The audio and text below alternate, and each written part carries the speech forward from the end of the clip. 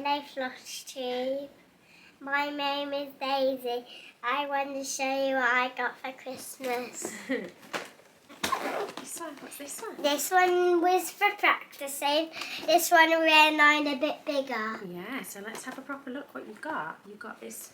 What is this? This is when we practice. But what is it? What are you practicing? You're practicing cross stitch. That's right. And do you want to show the little one that you've already done? Yes, I do. I'll show the camera. Make sure the camera can see it. There we go. And what is this, Daisy? A polar bear. And what colour did you decide to stitch in? Pink, but I've not finished this line yet. You've not finished it yet. Let's have a closer look. Is that your very first ever cross stitch? Yeah. Yeah, and we started here, didn't we? And Mummy showed you, and then you did a couple of these by yourself really well. Yeah. And then you just went a bit freestyle. Yeah. Of course I did. Yeah, so that was your cross stitch kit, and you're very. And then what's this other one?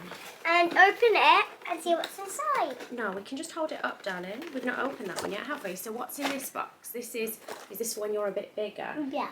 Yeah, and what animals can you stitch with this?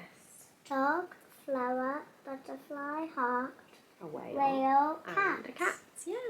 So this one's going to be fun, isn't it? But we're going to practice a bit more with this one.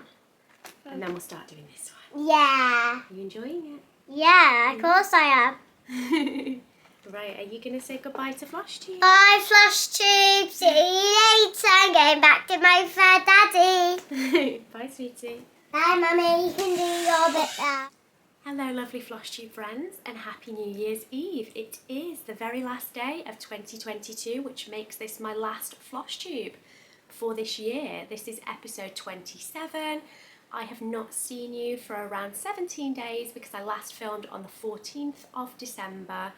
And since then, we've packed in quite a lot of stuff. We did a Christmas grotto visit to Santa's grotto with the kids. It was at our local reindeer / Christmas tree farm. That was brilliant. Real reindeers.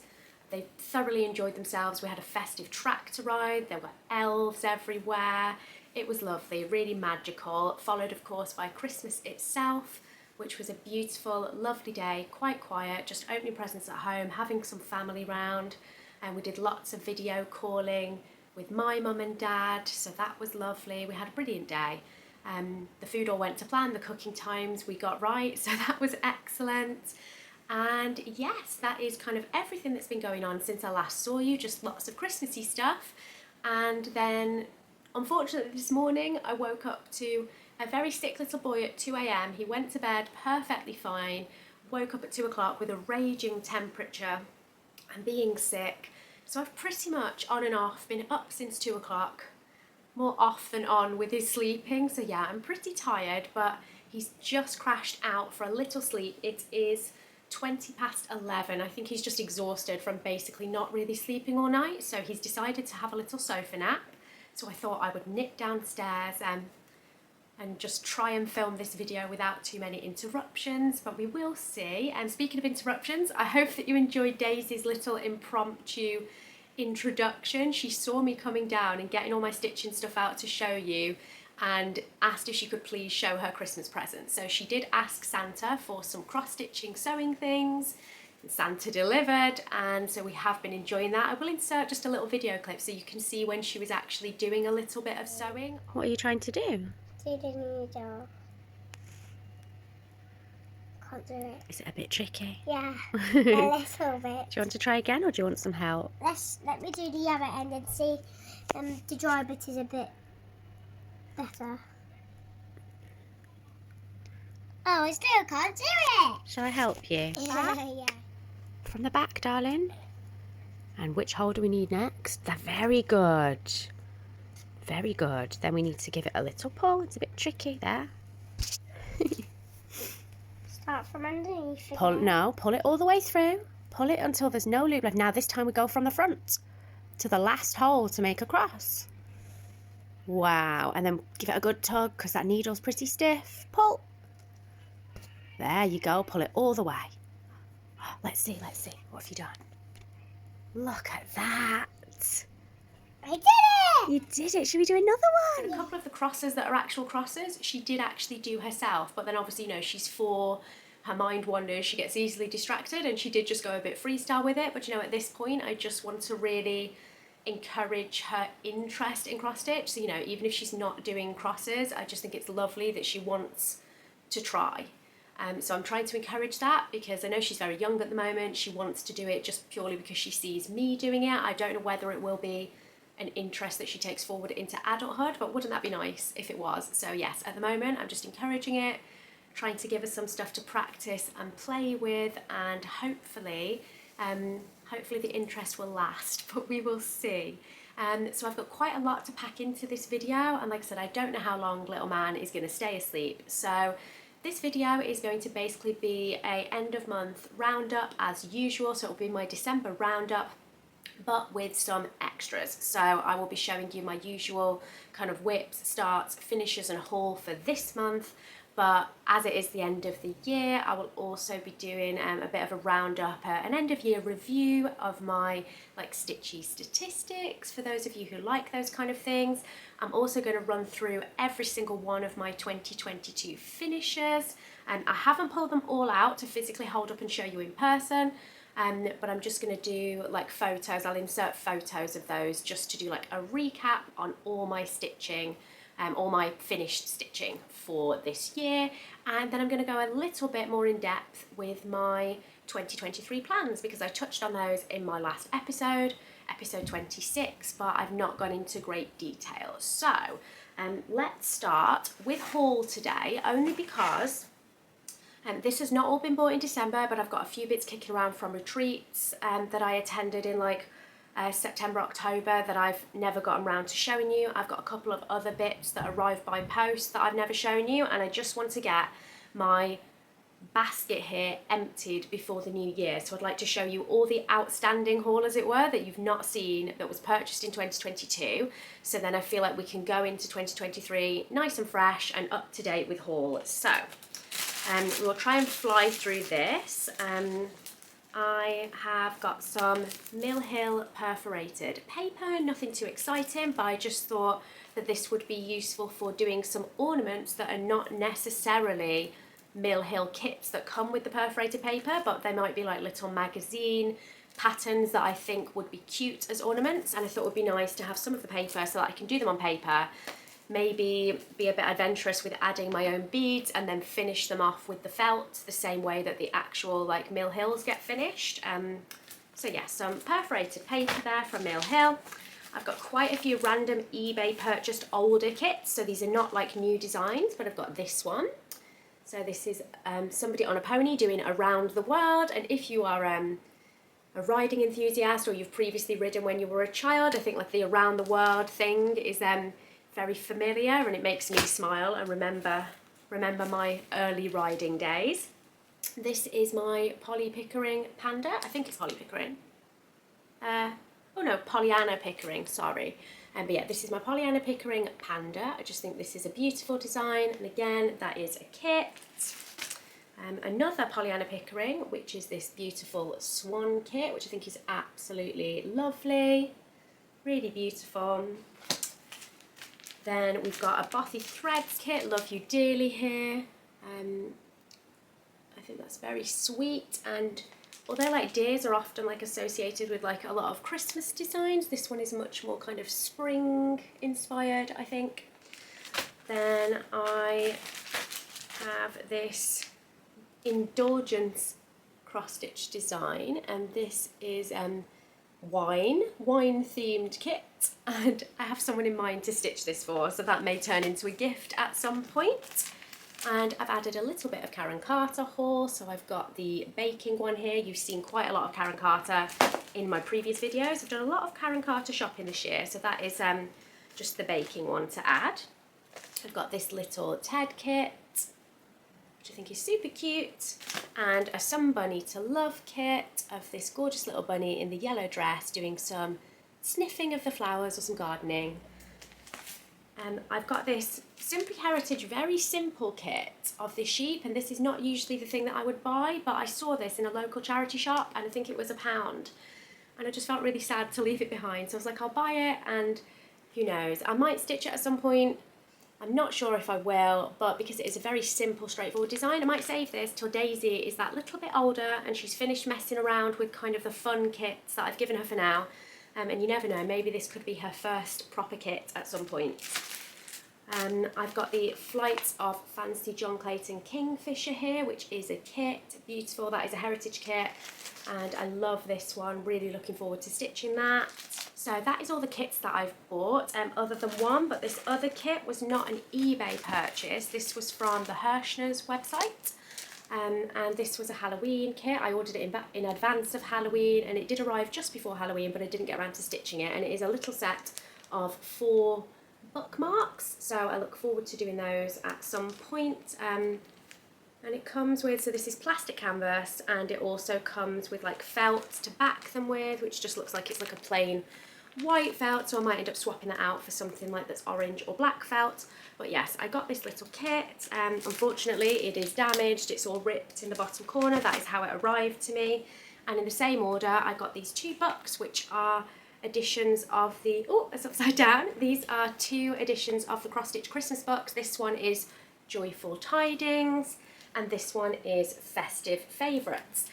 I have been stitching, like this December, I was stitching a design from the Warmest Wishes edition of this range of books, and I decided when I spotted these back in like September that it would be lovely to have these. They were marked down to $5 each on Hirschner's, but obviously when factoring in the postage to the UK, because they were coming from the US, it actually cost me $45 for these 2 books together, because the shipping was like $35, and then it was $10 for the 2 books.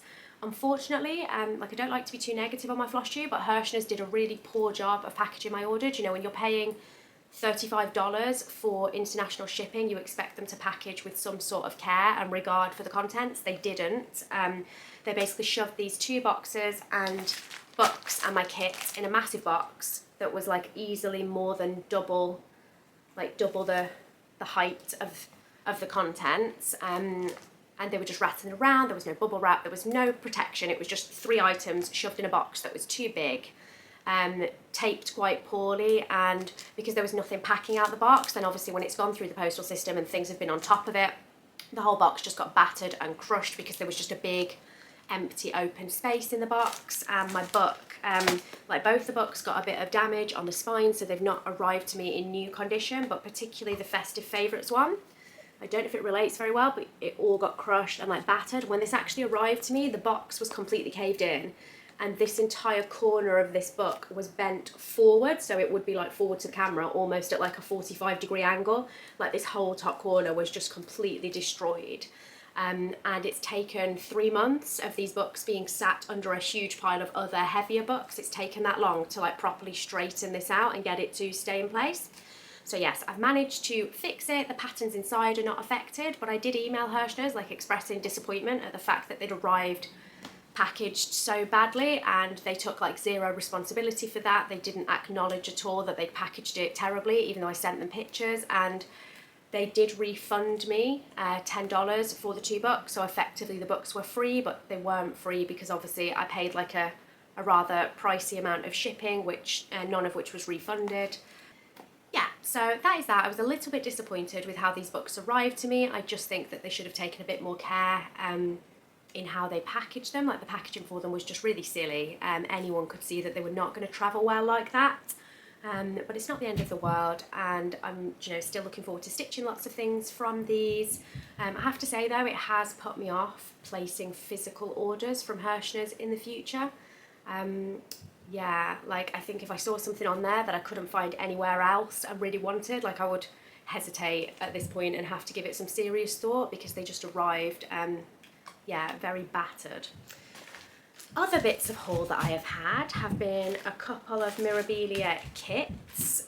Obviously they're not actual kits, but they've been kitted up previously by someone else and then I have bought them. So I have got the fairy kit here. I think this is the Blue Diamond Fairy.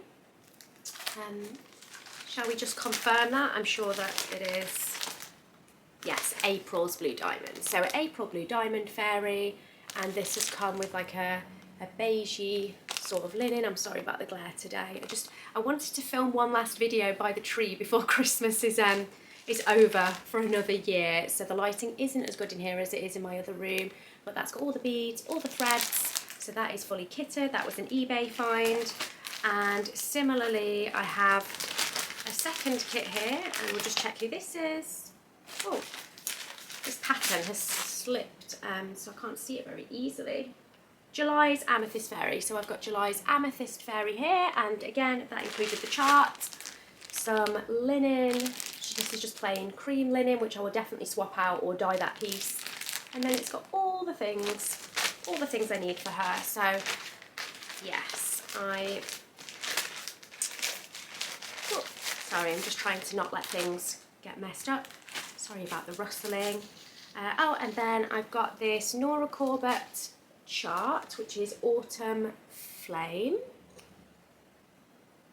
So this is a Nora Corbett rather than a Mirabilia, and I also got the embellishment pack. So no threads for this at this point, but yes, I grabbed that from Arts and Designs just as the chart and beads. I thought she was pretty. And then I have quite a large stack here of Mirabilia charts that I think you've just not seen previously because I had them like stored somewhere random. So I have got the Queen Bee,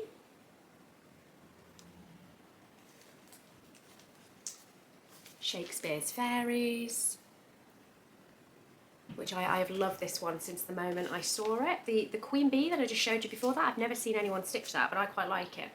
I've got Royal Games 1 and Royal Games 2, which I'm sure you are familiar with. I've seen these stitched quite a lot and I love them. We've got 3 for Tea, a bit closer. 3 for Tea. Moonflowers. I think this is a beautiful one. I'd never really paid this design too much attention, and then I saw someone posting pictures of it on Instagram and fell in love with it. I was truly enabled. This one is quite a new design, so this is the tea design with the two ladies having their tea. Oh, and then this one is in plastic. Last but not least, I've got the Forest Goddess.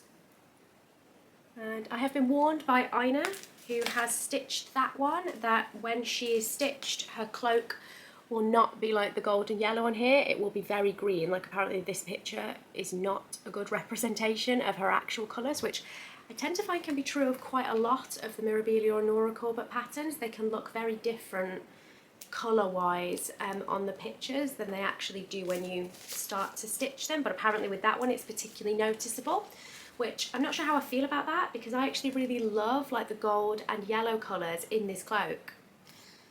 And apparently it's not going to look like that, so I'm not sure how I feel about that. I don't know whether I'm brave enough to try and do a colour conversion on her. Maybe I will, because yeah, apparently the cloak is very bright green and I'm not sure that that's what I want. I prefer like the gold look of it on there.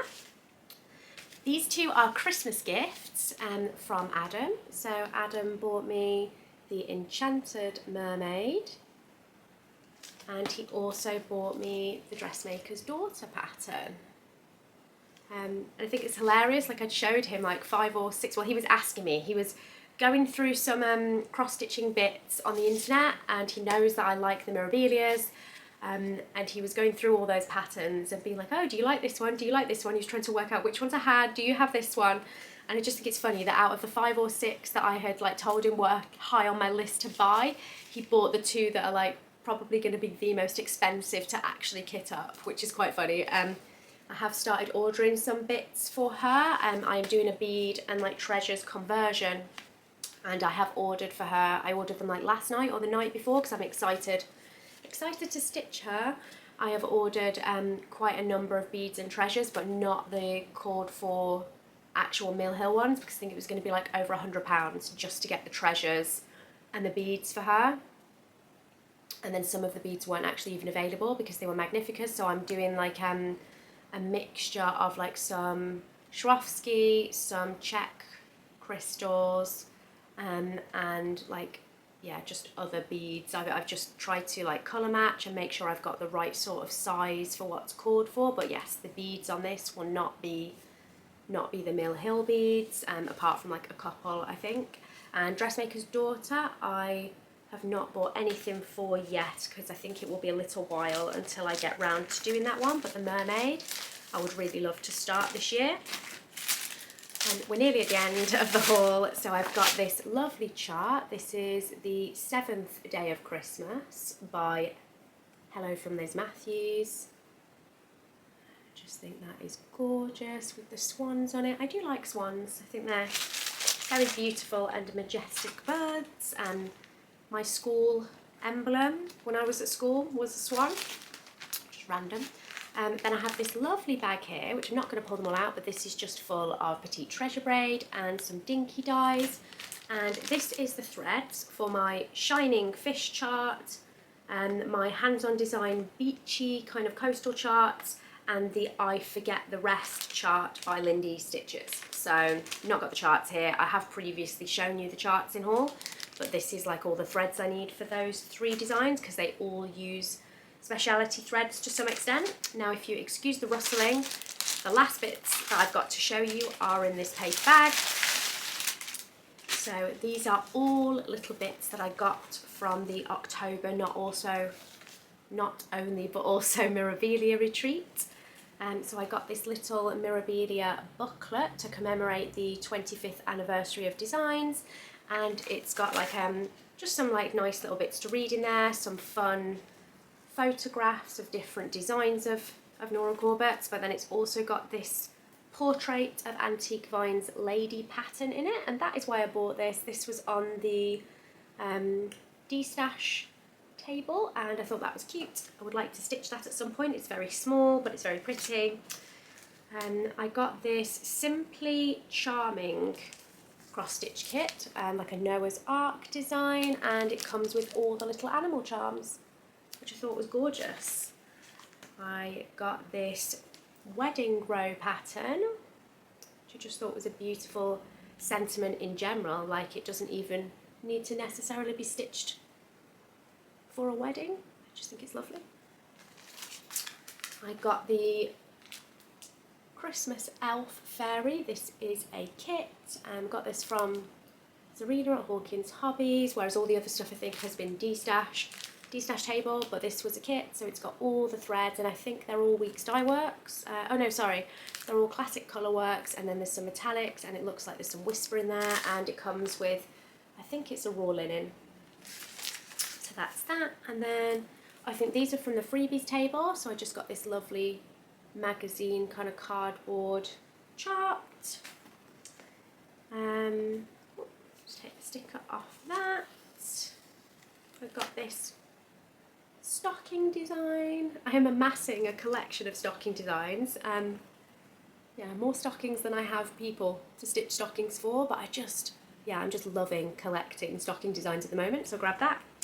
And oh, lastly, this was from Zarina as well. I did grab this, is it Cream and Sugar? Yeah, Cream and Sugar Nora design. I very much like this. I don't know if I'm going to stitch all 6. If I do, I don't know how I'll lay them out, or I don't know if I might just do a couple of them. I've not decided, but I saw Teresa Little Stitcher stitching these and talking about the pattern, and I'd already seen the pattern, but then that made me want it more. So yes, that's going to be a lovely one when I get round to it, and just a little bit different, because usually all the Nora designs tend to be characters, ladies. So yes, some teacups. So that is all my 2022 haul that you had not seen. So I'm now up to date going into 2023. I feel like that's taken me a really long time to go through, so I've got no idea how long this video is going to be. You will know by the time I post it. At this point I don't have any idea, but I will be really, really shocked if it ends up under an hour. So I hope that you've got your stitching out and you've got a drink, because this just feels like a long one since I've still got so much more to share with you. We are going to move on to December's stitching. So I've had 3 finishes in December. One you have already seen, which was my Festive Jars Susan Bates 9-jar Sal. So I'm not showing you that finish today, but that was my first finish for the month, which was a festive finish. Then my next finish to show you, and I've remembered my board this time because I noticed watching my other video back that the Christmas tree lights were shining through all of the stitching that I was showing you, so I remembered my board today. So we have Lizzie Kate's Dear Santa, I've Been Good pattern, and I was able to finish it. So I said in my last video that I would unfortunately not be able to finish this due to running out of a thread colour. But the absolutely lovely Sarah, who is on Instagram as Maisie Moo Mummy, she had watched my Flosstube and she messaged me on Instagram, and we ended up meeting up for a little, not a stitchy date because we didn't take our stitching, but like lots of stitchy chat was had, and we met up for just like a stitchy chat. She drove to my local village, which was so kind of her, but we met up at like a local coffee place and we just sat and had cups of tea, some cake. She brought her dog Ruby with her, not Maisie, but she brought Ruby with her, and we just sat and had a couple of hours of really nice chatting, and she brought me the Weeks Dye Works thread that I needed because, you know, mine still hasn't arrived. Like, I had ordered it quite a little while before Christmas when I realised that I wasn't going to have enough and that I was going to run out, but with all these postal strikes and delays, I knew it wouldn't arrive on the right side of Christmas, and you know, it's now New Year's Eve. My package is still not here, which is no one's fault. You know, it is what it is. Everyone's in the same position at the moment with receiving their post, but it did mean there was no way I was going to finish it unless some stitchy angel with some spare thread of the right colour showed up on my doorstep, and that is exactly what Sarah did. She came to my rescue and allowed me to finish this gorgeous piece. So I'll give you a bit of a closer look. And the little stars on here, you can see one here, and there's 3 of them on there. Those little mother of pearl stars were gifted to me by Teresa. Teresa from Teresa Little Stitcher at the retreat that I was at in October.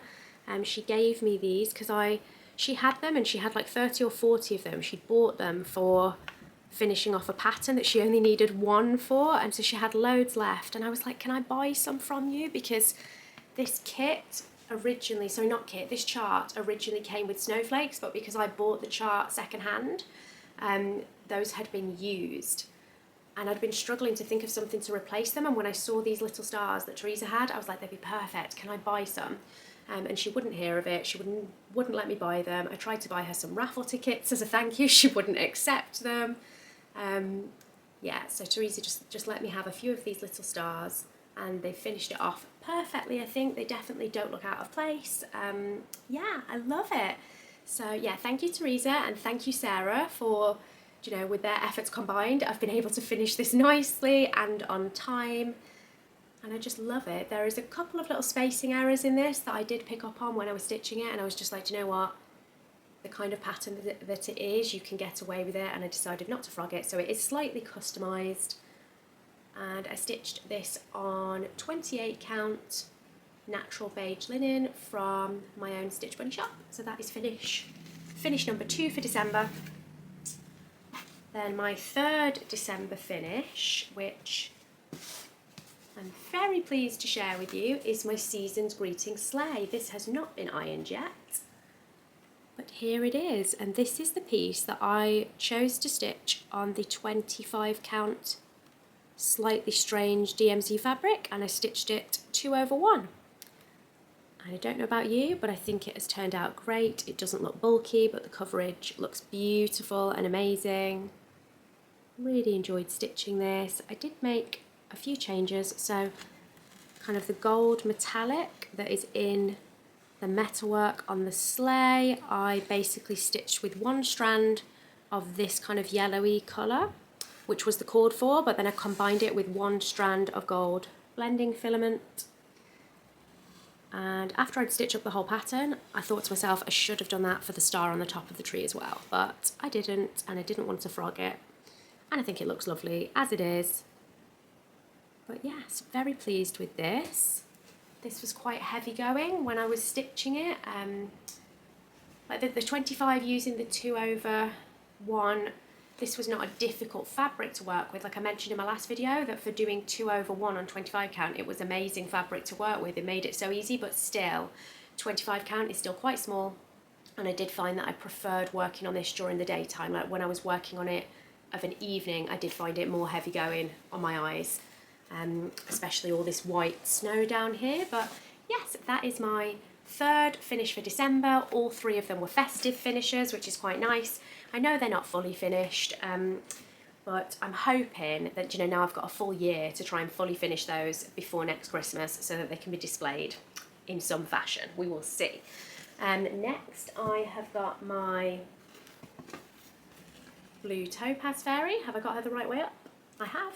So this is my blue Topaz Fairy. I will pop up a picture over my face of what she looked like before, and hopefully you can see that I have made some progress on her. I've not spent as much time on her in the last few weeks just because I was trying to finish off those other Christmas pieces, but she has had a little bit of love. And you can see what she will look like when she's completely finished, and I just think she's beautiful. Absolutely beautiful. I'll just give you a bit of a close-up, and she is being stitched on a 32 count opalescent hand die, for which I don't know the name. And I mentioned that I had lost the tag for it, like the label for it, in my last video, unfortunately. But I'm stitching this with, what am I stitching this with? Oh yeah, that's right, I'm stitching this with all the called for. So yeah, all the called for DMC. There's some Krynic in there. There might be a water lily, I can't remember. I think there is a water lily in this design, but I've not started using that yet. Yes, I'm pretty sure there's one or maybe two, but I've not got to those bits yet. And I am doing all of this 2/2, except for the skin, which I'm doing 2/1/10. So there she is, blue Topaz Fairy. Next is my very oldest WIP, which I was surprised to have got out and worked on, to be honest. It is not one of my favourites, but I refuse to let it become a UFO.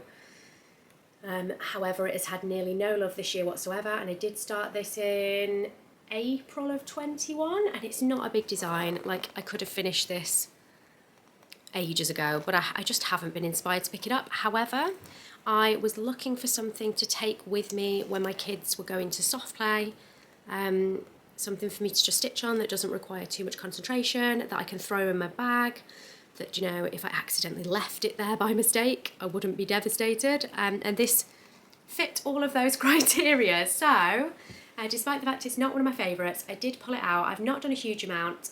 I'm not going to put a comparison in because it's literally been so long since I picked this up. I don't even know if this might have been the first time I even picked it up in 2022.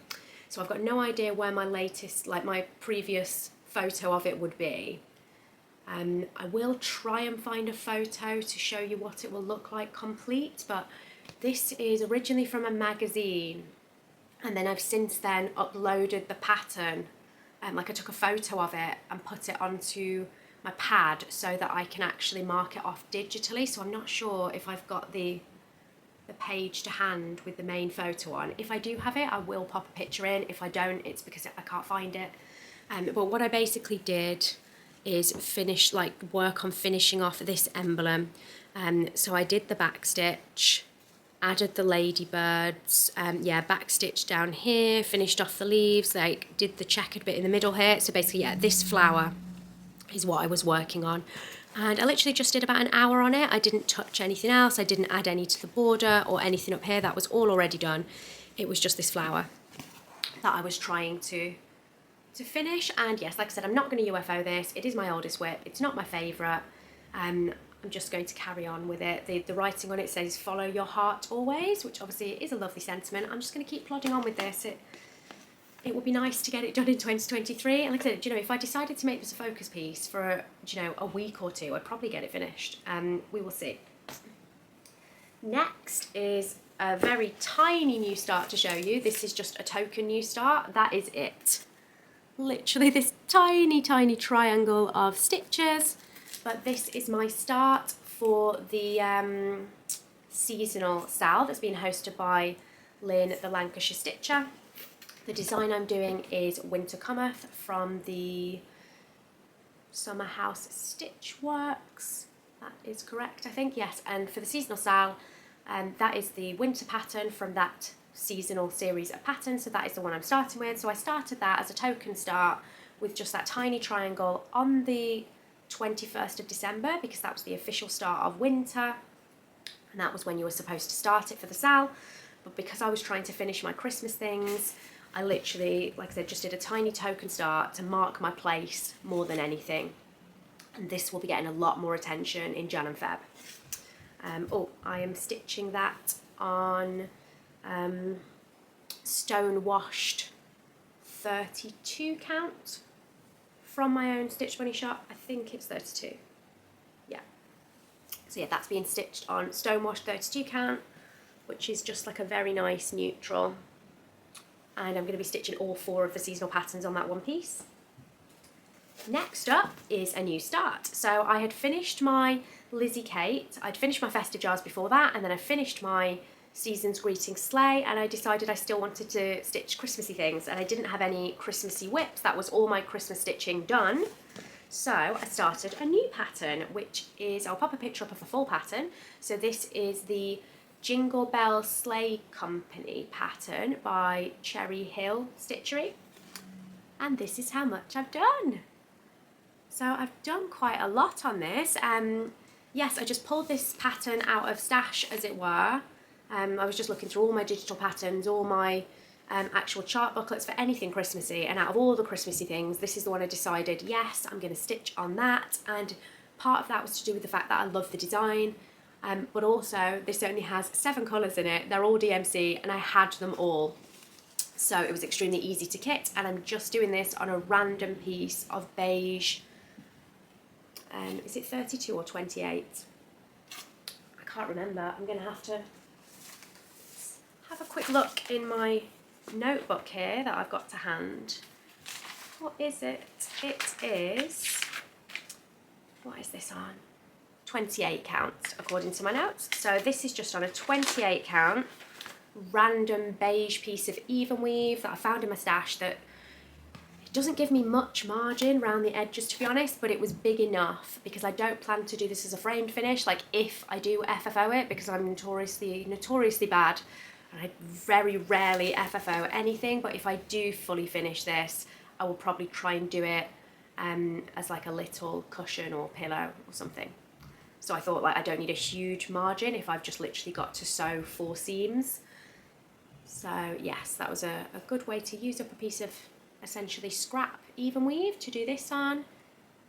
Oh yeah, the one thing, I've accidentally made an amendment to this. So when I was pulling the colours from my main thread collections that's bobbinated, because I'm doing this all in DMC, so I opened my big plastic box, started to pull out the colours that I needed, and for the red, the pattern calls for, I think, 817.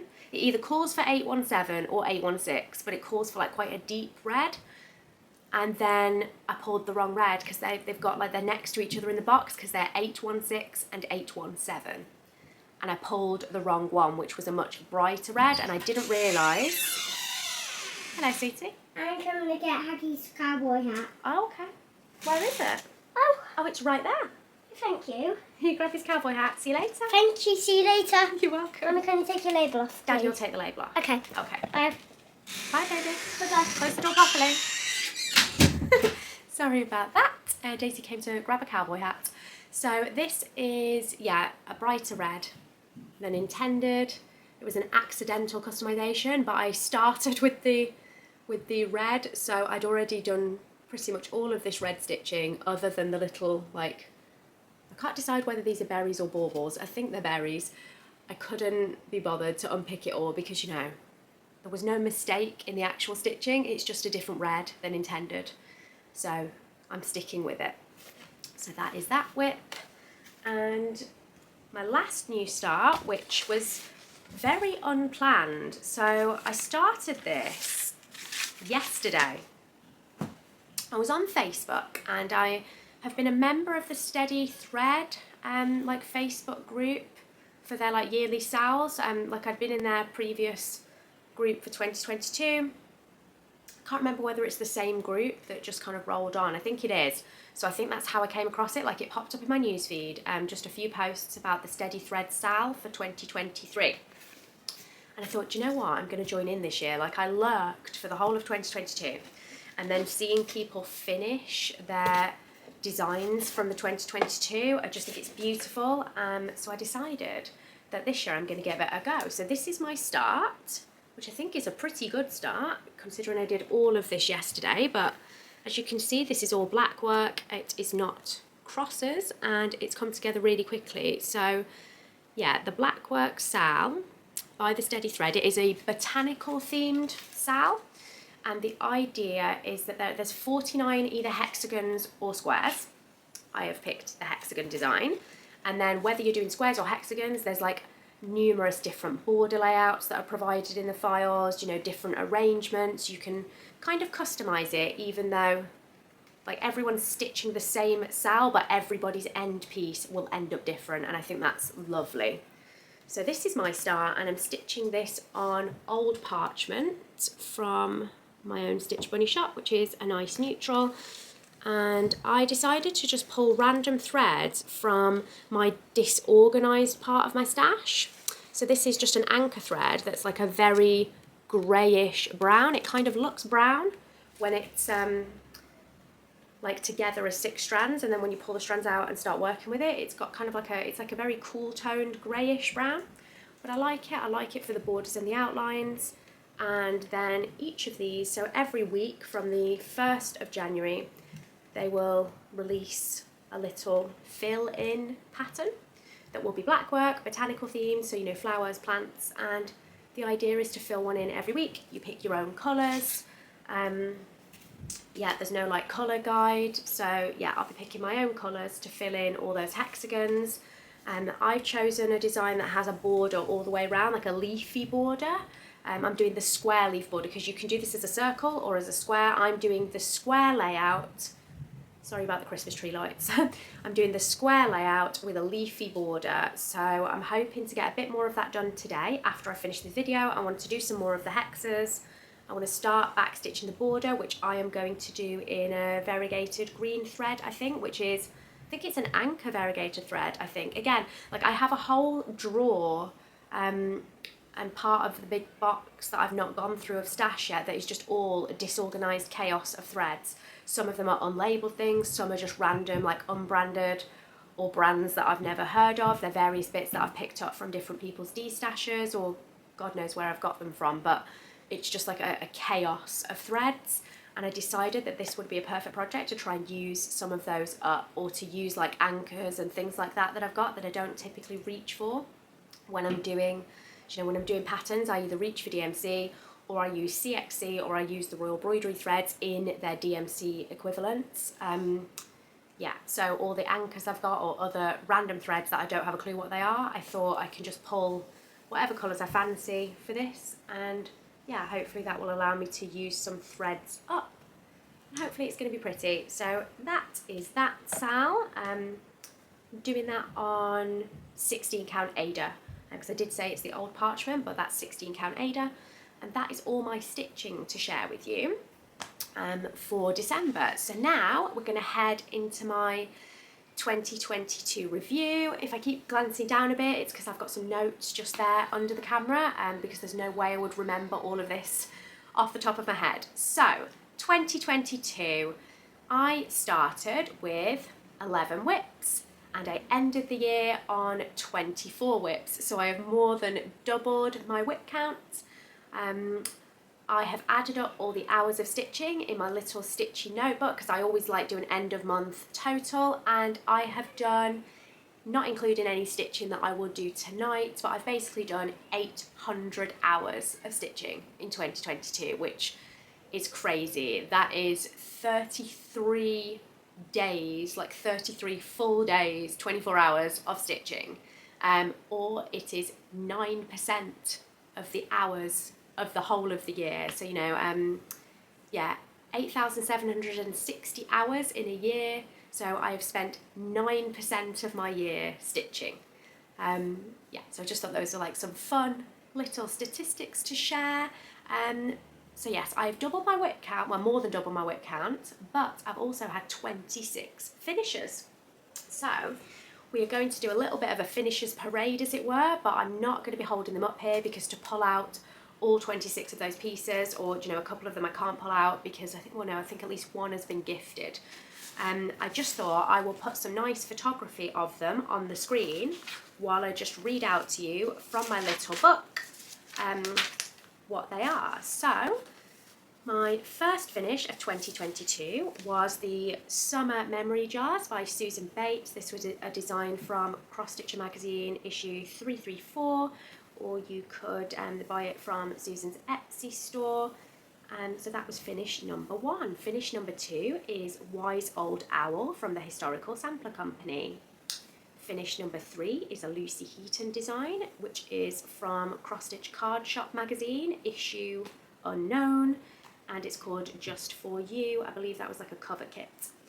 I've then done the Love Wreath from the Shishuda Etsy shop. I have done the Welcome Little One Bunny Birth Sampler from Cross Stitcher magazine issue 382. The design is by Doreen Jones. That is the piece that I gifted. I gifted that to one of Adam's best friend's little girl. The next piece, so finish number 6 for 2022, is the design number 5 from the Cross Stitch for the Heart Emma Congdon book that was released in this year. I have called that the Yet To Be pattern because they're not named. So that was finish number 6. Finish number 7 is Tiny Modernist Summer Signs. Really enjoyed the colours in that one. Next is design number 12, which I have named We Rise, again from the Cross Stitch for the Heart book by Emma Congdon. Finish number 9 is Lizzy Kate To-Do List. Finish number 10 is quite a special one because that is my first ever Mirabilia finish, and that was the Petite Mermaid Ophelia's Pearl. The next finish, number 11, is also a Nora Corbett design, but not Mirabilia. This was the Sunflower Fairy design, and this is one of the downloadable patterns that you can download from Hirschner's. I believe that is still available. There is the East of Primitive design by Natalia Batrak, Ukrainian designer, that I did as my finish number 12. I believe that her Etsy store, off the top of my head, is My Lovely Embroidery, and she's also under Instagram on the same name. My finish number 13 was my Fish and Chips small full coverage piece by Heritage Crafts, and the design was by Karen Carter. Finish number 14 is my Love Autumn Tree, which was a Bothy Threads kit.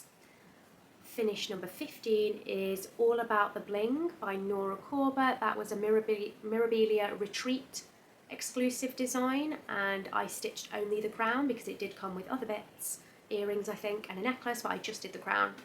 Finish number 16 was my Ukraine Solidarity Sal from onepointmind.com.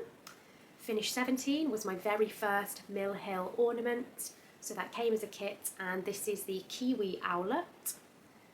Finish number 18 is one I am very proud of, and this is my Happy Winter Elephant piece by Nadezhda Nagonaya, I think, and I just love this piece, absolutely love that. I think this may be my favourite finish of 2022. Like, I'm very proud of my Mirabilia Mermaid, but this Winter Elephant, there's just something about it that I just love. I absolutely love it. I adore that finish.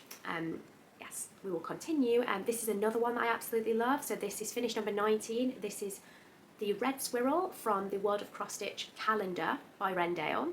This was a free gift calendar for 2023. It came in one of the later issues for this year, so it came as a free gift in one of the later 2022 issues. And this design is called the Acrobat.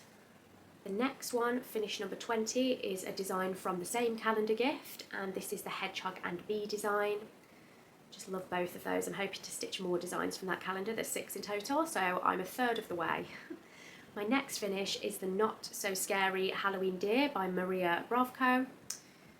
My next finish was number 22, Patchwork Turtle from issue 310 of World of Cross Stitch magazine, and the turtle was designed by Amanda Butler. Finish number 23 is my Blue Bee, which was from the Nora Corbett Patron. That was a Patron exclusive design. Finish 24 is my Festive Jars, which you have seen fairly recently. So that was the 9-jar sal that I finished. So back to me, that was all the finishes that I was showing you in photographs just for ease. And then just a reminder that finish number 25 was my Dear Santa that you have seen on this video. So that is Lizzie Kate pattern. And my final finish of the year, number 26, is my Season's Greeting sleigh. This was from the A Cross Stitch Christmas Warmest Wishes book, and I think I forgot to mention when I showed it to you as a finish earlier that the designer of this piece is Barbara Seslock. So that is my finish parade, as it were. I just thought that would be quite fun just to run through every single finish of the year. It's definitely given me like a sense of achievement. Like I can't be disappointed with that, can I? 26 finishes. Some of them are quite big, quite detailed pieces, a few smalls mixed in there. Like I think that's a really good variety of stitching. Because that is one thing about me, like I watch quite a lot of other Flosstubers, and a lot of people have a very specific style of stitching or a theme of stitching that they like to stick to. And I don't do that at all. Like I stitch such a varied mix of things. I don't know whether that sometimes puts people off. Like some people, you know, they love Halloween stitching, or they love seasonal stitching, or they love fancy ladies, or they love this, or they love that.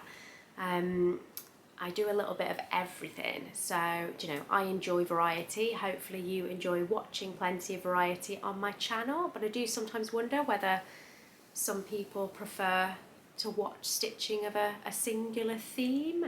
Yeah, mine's definitely quite varied. So what else is on my notes? So 2022 plans, as in what were my plans? So my main plans for 2022 were that I wanted to do WIP Go. It was my first attempt at doing WIP Go, and I did do WIP Go, but I will just show you. I made a bit of a boo-boo. I accidentally, so I was thinking, I'm still not sure whether I am doing WIP Go for 2023, but I did put together a board and I accidentally overwrote my old board for 2022. So the only copy of it that I still have is this one. So I've literally had to go through this ratty paper copy this morning, ticking and crossing things. So I'm not sure if you'll even be able to read this, but that's not very important because you don't really need to know at this point what was on it. The main thing is just to summarise that there were 25 goals on this WIP Go board because I chose not to leave the centre square blank. I did put a goal in there. So 25 goals, and I achieved 15 out of those 25 goals. So that's 60%. I achieved 60% of my WIP Go board, so that is very far from a blackout, but it's more than halfway. I achieved more than 50% of it, so I don't feel like a complete and utter failure, but yeah, you know, it didn't go to plan. I didn't stick with it. I've mentioned that previously. I got to a certain point in the year and just basically ignored it. So yeah, that was my first planned thing for 2022, and I've had some semi-success with WIP Go. Stitch from Stash was another thing I decided to try for 2022. I failed by January, and there was just no point. I'd set myself a £5 a month budget, very ambitious, like the lowest budget target. Then obviously you get to add to that amount by having finishers. But yeah, I failed by January, and I carried on tracking my spending and what I was buying and tracking my equivalent kind of earnings from finishers. I carried on tracking it till like the middle of the year, like June or July, and then I just completely gave up on tracking any of it whatsoever. So we can conclude that Stitch from Stash 2022 was a complete fail from me. The other thing I failed to do was that I planned a specific birthday start, which was a lovely pattern that Rogue Mama Stitcher helped me source from the US because it was only available in a very old US magazine. And I ended up not starting that because instead I started the Stitch for Ukraine Solidarity Sal for my birthday instead, just because with the timing of my birthday, that just was something that I ended up doing instead. So I would like to do the pattern that Amber helped me get. I've not got a picture of it here to pop up for you. I will have to show you next year. But yeah, at some point next year, it might not be a birthday start, but I definitely want to do that start at some point. We will see. Oh, there's a little bit of shouting going on because I think the doorbell just rang. Ignore the child noises. I'm just going to plough through. So my summary for 2022 is that I've done a lot of stitching. I had a lot of firsts in 2022. So I had my first retreat, which turned into retreats because I ended up attending a second one, and I attended another one just as a day guest. So I went to like 2 full retreats and did a day guest retreat for a third, so 3 retreats.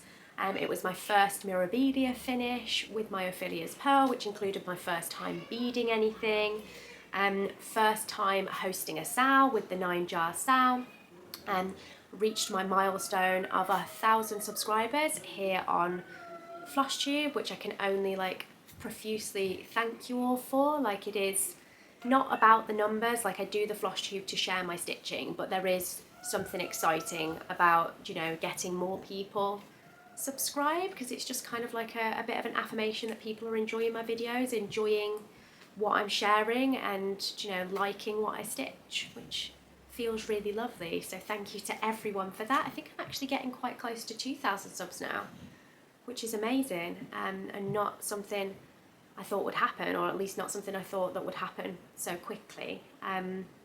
So yeah, thank you to every single one of you that watches my videos. I do so appreciate it. Another thing for this year is that I've made loads of new stitchy friendships, and, you know, built on ones that I made in the previous year when I first started my stitchy Instagram. Yeah, it's lovely just having loads of like-minded people to chat to, and I really do feel like over the last year, especially like with doing a bit more Flosstube and increasing the frequency of my videos, I've connected with a lot more people that have sent me messages or emailed me, or connected with me on Instagram, so that's lovely. And also I've been steadily growing my Stitch Bunny website. You know, I've added a new hand-dye section, which is something new this year. And yeah, it's just been like steadily, you know, it's still a very small website, a small business, but I'm really proud of some of the things that I've achieved with that this year. Like, particularly when I did my Christmas bags this year, they sold out in like 2 days, and like, you know, there wasn't hundreds of them available. You know, like I said, it's very small, and the bags were full of hand dyes, which is quite time intensive. So I think I only had like 20 bags available, but they sold out like in a couple of days, versus in 2021 when I offered like an advent calendar type thing for Christmas, I didn't sell any in 2021. You know, my website was very new, and I did put a Christmas offering out there, but yeah, none of them went. So yeah, that was like a really big thing for me this year. Like, I felt really proud that like I put together something that was so popular that, you know, all the ones I had available sold out. And if you bought one, I hope you loved it. I did put quite a lot of thought and effort into putting those Christmas bags together, so I hope that if you got one, firstly, I hope that it didn't take forever to arrive, which was really beyond my control, but I hope that when you did get it, that you loved it, fingers crossed. So moving on to 2023, my stitching plans. I do have a few clear plans, and I will be popping up some things on the screen for you to look at. I've got a copy here, but it will just be awkward if I'm trying to hold it up and read it. So I'll pop a digital version. I'll move over a bit. There we go. I'll move over and pop up a digital version. So I am going to be doing the letters of the month, Sal. This was suggested to me by my friend Cross Stitch Mad Sarah on Instagram. We are real life friends in the sense that we speak a lot. We WhatsApp and voice note like all the time about stitchy and non-stitchy stuff. And yes, it was Sarah that said to me that she's going to do the letters of the month this year, and would I like to try it? And yes, I am trying it. So this is my plan. Basically, you choose 2 letters for every month of the year, and then you set a goal and you like choose a project that matches those letters. If you do want more kind of in-depth instructions on how it all works, I would suggest heading over to the Letters of the Month SAL Facebook group, because there are certain rules and restrictions in terms of how you can pick the letters and things like that. But basically, this is what I am doing. So in January, I will be stitching on December Blue Topaz Fairy and Winter Cometh. So they are both existing WIPs. In February, will continue working on both those projects, but with 2 more letters. So December and Blue are my January and February letters for my Topaz Fairy, my Blue Topaz Fairy, and my letters W and C are for Winter Cometh. So that is Jan and Feb. For March, I am only stitching on 1 project for this SAL, and that will be my Tala Deity of the Stars Bella Filipina project. That is not a WIP yet, but that will be my new day's start tomorrow for the Teresa Made Me Do It sale, which is another plan for next year. But yes, I will be starting that sale with that project in January, tomorrow. So by March, and you know, it's a huge project, it's a big project, I will definitely still be stitching on that. So that will be my letters S and T for March. For April, I have chosen like the awkward letters of X and Z, and I'm going to achieve those by stitching on both of my alphabet projects. So I currently have 2 WIPs that are alphabets, one for my son, one for my daughter. His is the animals alphabet, hers is like the whimsical girls alphabet. And you are allowed to select a letter if something in the pattern begins with that letter, like a logo or a motif in the pattern begins with that letter. So for April, I've got X from X-ray fish, which is one of the pictures, one of the animals in the animal alphabet, and for Z, I've got zebra from the whimsical girls alphabet. So that was a good way, I thought, of doing those letters. For May, my letters are going to be R for rainbow unicorn and J from the project Jurassic Park. They are both new starts, but I had previously said that in this year I want to stitch things for my children that I, you know, patterns I bought or kits I bought that are intended for them, and I want to stitch them while they are still interested in those things. So at the moment, my daughter's obsessed with unicorns, my son is obsessed with dinosaurs. So in May, I will be stitching on a unicorn pattern for Daisy and a dinosaur pattern for Hadley. I may start them before May, but they will be focus pieces for that month. And for June, I'm working on those same 2, but with letters U for unicorn and P for park. So that is my letters of the month plans. I hope that all makes sense. I'll pop up a picture. So in total, even though there's 12 letters to pick from, because I'm using some projects for more than one letter, I'm actually only working on 7, I think it's 7, 1, 2, 3, 4, 5, yeah, 7. I'm working on 7 different designs for the first 6 months of the year. I'm going to see how I get on, and if I enjoy the letters of the month, and if I stick to it, then I will do another grid, like another plan for the last 6 months of 2023. But we'll start with Jan to June and see how I get on. So that is plan number 1. The other plan that I just touched on was that I will be doing the Teresa Made Me Do It sale of Fancy Ladies, so that will be starting tomorrow on the 1st of Jan, and I may as well mention my other sale plans for 2023, since that makes sense. So sale number 1, Teresa Made Me Do It sale, will be a new start tomorrow. Sales that I'll be joining in that I've already made a start on is the 2023 Botanical sale by the Steady Thread, which is the one that I've just started doing the hexagons for. That is a 2023 sale. I'm just setting up the frames at the moment to get ready for January. The seasonal sale by Lynn started this year, but that will be continuing for the entirety of 2023. So that is 3 sales. And then I'm currently doing the Casuarina Dragon sale, which is being hosted by myself and Rogue Mama Stitcher. That's a sale without any rules or deadlines. It's literally just simply stitching a dragon by Nadezhda Casuarina, the designer, and I have lots of her patterns. So I'm pretty sure that once I finish my pancake dragon, whenever that may be, I will just continue using that hashtag and start a new dragon. So that is my sale plans. That's 4 sales in total, is it? I think. And then my other plans for 2023 will be that I am going to do themes of the month. So I will pop up a picture. This isn't something I found online or anything. This is something that I've just decided to do for myself. So basically for 2023, I did set up a WIP Go board, which is how I accidentally overwrote my old board. And I have done a WIP Go board, and it's very generic in the way I've set it up. I'll pop up a picture for you so you can basically see that all the blue squares on this are for 2 hours on any fancy lady. All the green squares are do 2 hours on any animal themed WIP. All the yellow squares are do 2 hours on a project with a particular colour, so something that's very blue, very pink, very yellow, or very green, because I just thought I could pick up a project that is, you know, predominantly those colours and stitch on that. The pink boxes are all for 2 hours on a full coverage piece, The red boxes are for 2 hours on something sparkly, so that could be something that uses like étoile or metallic sparkly threads, or uses beads that are sparkly, or just something that's stitched on sparkly fabric. And then the orange boxes were for 2 hours on something small. So that is my WIP Go board that I did set up, but this is a big question mark, and we are 1 day away from January, and to be honest, I don't think I'm going to use that WIP Go board. I've set it up, but I don't think I'm going to do it. I will decide, I'll make a final decision tomorrow, and I'll let you know in my next episode. I don't know whether I'm going to bother with WIP Go.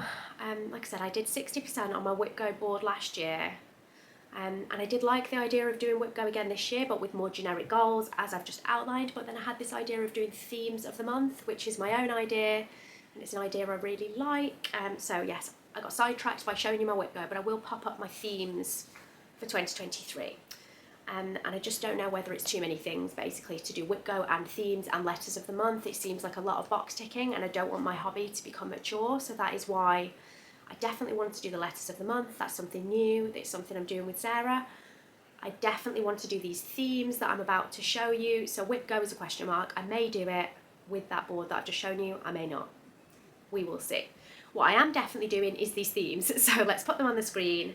And so basically I've chosen like a theme for every month of the year that will just be like my focus sort of thing. So obviously I'll have focus pieces for letters of the month, but I never just stitch on 1 or 2 things in a month. Do you know, I always jump between projects. So I thought I could have a particular theme for each month and stitch on something that matches that theme. So for January, it is a fancy ladies theme, which ties in very nicely with the fact that I will be starting the teresamademedoitsal and stitching the Bella Filipina trio of deities, because that will already be a focus piece for me. So having a fancy ladies theme. Again, for my letters of the month, I'll be stitching on December Blue Topaz Fairy. So yeah, the theme of fancy ladies will be my theme for January, and that will tie in nicely with the other things I've got going on. For February, my theme is going to be stitched with love, and that is anything that is being stitched with an intended recipient. So I may very well start the unicorn or the dinosaur patterns for my kids, or I may carry on with their alphabet patterns, which are obviously on my letters of the month board for a little bit later in the year, but I've got loads of letters to do on them. So yes, I thought if I do stitched with love for February and pick up WIPs for my children, things that I'm intending to stitch for them. For March, my theme is going to be under the sea, so that's going to be underwater designs, sea life or mermaids, all those kind of things. And subject to my materials arriving on time, because I have ordered some materials from, well, I've requested some materials from Zarina at Hawkins Hobbies to get started on my first chatelaine. Anita the Violet Stitcher asked if I'd like to start it with her. I said yes, and we're planning to start that in March. So yeah, that will tie in quite nicely. Like if I have an underwater theme for that month, and as long as my stuff arrives in time, I can do my new chatelaine as a focus piece, because that's going to be Octopus Cave. If the stuff doesn't arrive and I'm a bit delayed in starting that, you know, I could pick up a mermaid. So that is March. For April, my theme is magical fantasy, so that will be fairies, anything to do with myths, goddesses, dragons, all that good stuff. I've got so many options for that. I will also be at the Mirabilia retreat in April, and obviously loads of my Mirabilia designs are fairies and mermaids and things and fancy ladies, so that will all tie in. And then I've got my Casuarina Dragon Sal on the go, so plenty of options for April. For May, my theme is wonderful words, so basically I just want to focus on doing some pieces that have typography, so maybe like my Emma Congdon designs, of which I've got loads. It could be a new start. I've got a couple on the go for Emma Congdon, so yes, any kind of typography designs or things with a lot of text in them. So like my unicorn, Rainbow Unicorn Ursula Michaels pattern that's on my letters of the month sal is very word heavy, because the whole unicorn is created from stitching different words, so that might be a good one to do for that. For June, I will be having a Beside the Seaside theme, So I have quite a lot of like hands-on design patterns that are coastal themed, and I've got a bunch of Karen Carter kits that are all seagulls and like, you know, they're all seaside patterns. So yes, I'd like to maybe work on some of those in June. In July, I'm having a Jolly July theme, so I've put a question mark next to maybe making a start on a stocking, some ornaments, or anything Christmassy. Although I will say that there are so many Christmas things in my stash and things I want to stitch that I will not necessarily be limiting my Christmas stitching this year because, sorry, 2023. This year, in 2022, my Christmas stitching was limited to doing a little bit in July, I think. I'm not even sure if I did any in July, maybe I didn't. But yeah, so like I limited my Christmas stitching to December, and I may have done some in July, but I can't quite remember. But I've just like come to the realization that I love winter patterns, I love Christmas patterns, and there are so many of them that I want to stitch that I'm never going to do them if I limit myself to only stitching them in Jolly July and December. So although the theme for my July stitching will be Jolly July and I will focus on Christmas pieces in that month, I am just going to let myself like Christmas stitch whenever the mood takes me this year. So yeah, you may see a lot more Christmas things from me in 2023.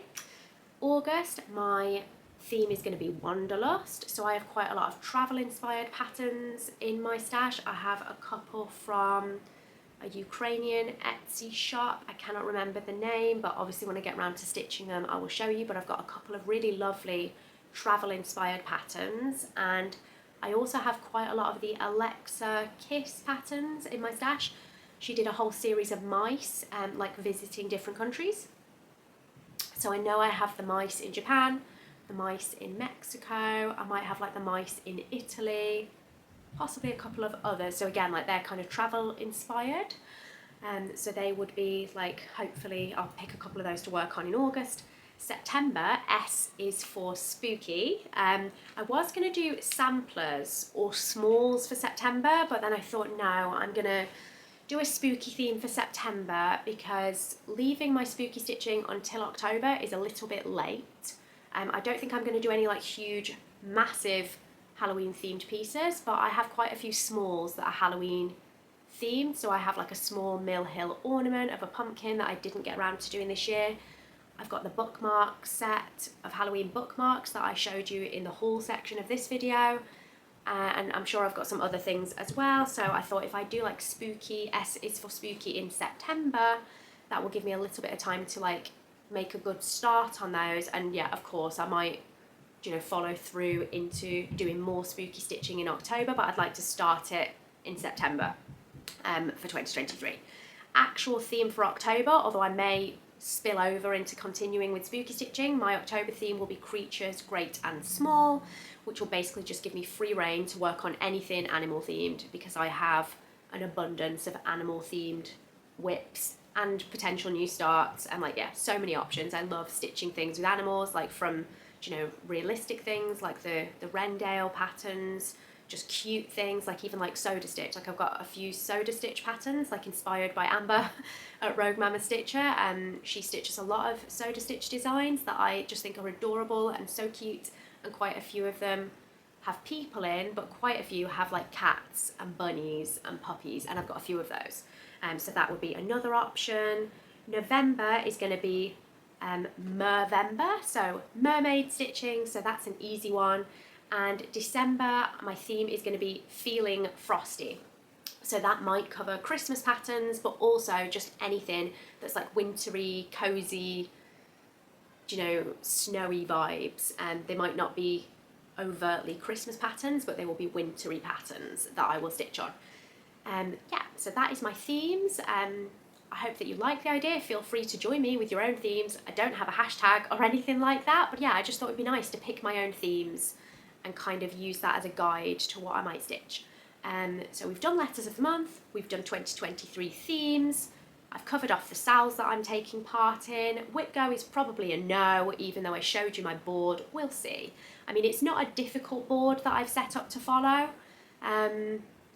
so I don't suppose there's any harm in doing it. It's just that, for example, you know, I've got fancy ladies on it in a big cross for like multiple squares because I have a lot of fancy ladies to work on. But it's just one of those, like if fancy ladies popped up when my theme for the month is mermaids or fairies, then obviously that'd be a really easy one to box tick because I'll be working on it for my themes of the month. But if that was to pop up in a month where my focus is on something else for my themes, I just think I might end up doing the same thing again where I abandon the board halfway through the year. So I just think, is it worth doing it as a box ticking exercise?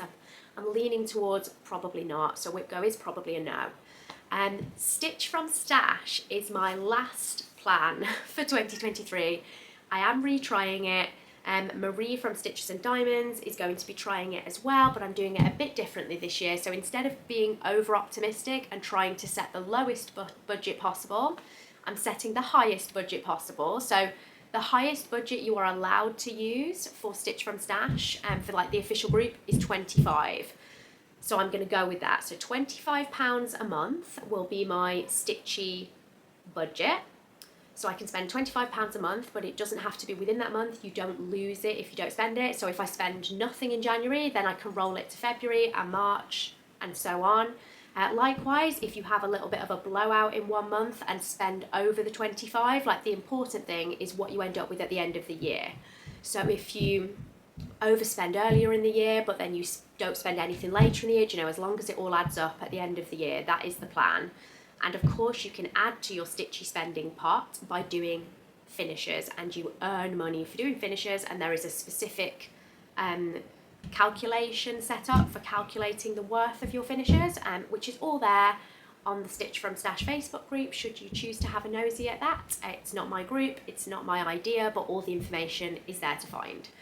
So those are my 2023 plans. And then other than that, my only other stitchy related plans are that I'm going to 3 retreats next year, which I already mentioned. Is it 3? No, 4 retreats, which I mentioned in my last video, but I will just quickly mention them again. So I will be going to the Mirabilia retreat in April in Northampton, the Bella Filipina retreat in May in Northampton, then in September, I think it is, I'll have to check that, but I'm pretty sure that I'm going to Solihull in September for the Be Stitchy retreat, and then I'm going to Floss Friends in November.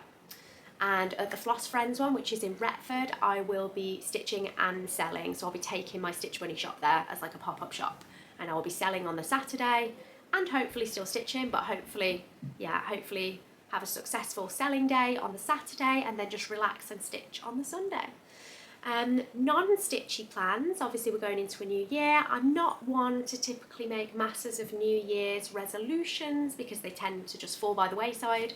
But there are a few things that I would like to have happen in 2023. So the first thing seems like a really simple thing, but I want to visit a beach with my kids.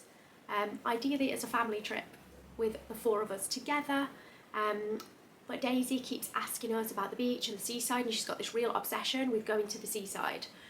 Bless her. And Daisy has seen the sea. She has been to the seaside, but not since she was a tiny baby, and she's never been with Adam because with the way that we have a lot of dogs, we breed dogs, it is a lifestyle choice, and I love our dogs, but it's very restrictive in a lot of ways, and it restricts our ability to be able to be spontaneous, to go on holidays, and especially to go on family holidays with both of us together. That typically doesn't happen to us, and it is something that makes me really sad. Like I said, Daisy has been and seen the sea and sat on a beach in Spain, but she was less than a year old, and I went with my parents. Again, when I was pregnant with Hadley, I went to Devon with my best friend Adele and her 2 daughters. I was pregnant with Hadley, so he wasn't there yet, although I was carrying him with me. But Daisy was about 15 or 16 months old when I took her there. So again, she went to Devon, and we weren't on a big sandy beach, but we went down to the coast and went to a few coastal little villages where you could see the sea. But she's never been to the beach at an age where she can remember, and she keeps asking desperately to go, and I feel so bad that, like I said, with all the dogs we've got, we can't just be spontaneous and be like, yeah, let's just go, because we're really limited to the length of time that we can be away from home, and because we're in the Midlands, we're not that close to any coast or any good beaches. So I don't know how we're going to make it happen, I don't know what we're going to do, but I would love to have a beach trip this year, ideally as a 4, mummy, daddy, children. And if we can't make that happen, I at least want to take the kids, but I would much prefer to do it with Adam by my side, but we will see. I want to move house, and I've mentioned this numerous times, I'm sure I have, that we keep planning to move house and it just keeps getting moved back. My leg's just gone numb, sat on the floor here, I've just had to move it. So I really hope that our house move happens in 2023. I have my fingers crossed for that. It just keeps getting delayed or cancelled, we just keep putting it off, for various reasons that have cropped up, but I'm hoping that 2023 is going to be our year for that. The last 2 things are more like personal things. So the one personal goal I have is that I would like to improve my fitness in 2023, and along with that, fit back into a lot of my wardrobe that doesn't fit anymore. I am not big. I am not a big person. I'm a fairly short person. I'm 5'3" when I stand up, very tall, but really I'm more like 5'2" and a bit. I'm a short person, I'm a small person, my feet are size 2.5. I don't have a large frame, and ever since babies, I am carrying a little bit of extra weight, but it's not a problem. But at the same time, I would like to fit back into some of my pre-baby clothes. There's some of them that will never fit me again, but to fit back in some of them would be nice. Hadley is going to be 3 in January, and I was a very I used to work for a gym company. I was in the marketing sector, but working in health and fitness in leisure. My workplaces all were gyms. I was working in offices above various different gym premises. So I was always in and out of the gym. I did loads of yoga. I was one of those people that really enjoyed fitness. I enjoyed exercise, and it was a hobby. And life happens and hobbies change, and I re-picked up my stitching, which obviously I'm loving, and mental health wise I love doing my stitching, but it also involves sitting on my bum a lot for long periods of time and not really moving. And from a physical perspective, I used to be extremely fit, and I don't feel like I am at this moment in time. So that is something I'd like to change. I'm never going to do the amount of gym stuff that I used to do when it was borderline a bit of an obsession, if I'm honest, but I would like to do something. So I have signed up for a kickboxing kind of intense course for January. It starts on the 9th of January and runs till the 1st of Feb, and it's literally 2 kickboxing classes a week. That are an hour long, and I'm going to be going on Mondays and Wednesday nights. The timing of it fits in with the kids. I've got plenty of time to get Daisy from school, do any homework with her. The nights that she has her after school activities of dancing and swimming fits around it. So yes, for the whole month of January, fingers crossed, I'll be doing 2 evenings a week of going kickboxing. It's a ladies only group, which made me feel really at ease and comfortable, because I've not exercised for so long that I was a bit nervous about how to get back into it. So that is my plan. I'm going to kickstart January with getting off my bum and moving a bit more. My stitchy time might take a bit of a hit, because on the evenings that I'm going and doing that, I probably won't get as much stitching done, or I might be feeling, absolutely exhausted and not want to pull my stitching out, but we'll see. But yes, I would like to just kickstart my motivation by doing that little course, because I've booked it, I've paid for it, so that will make me go. And that is my problem at the moment. I want to get back into exercising, but I can't make myself do those first few sessions to make it a habit again. So I'm hoping that this will help with that. I will get my motivation back, and then I don't intend to carry on with the kickboxing after the January, because it's not too far away, but it's also not on the doorstep for me.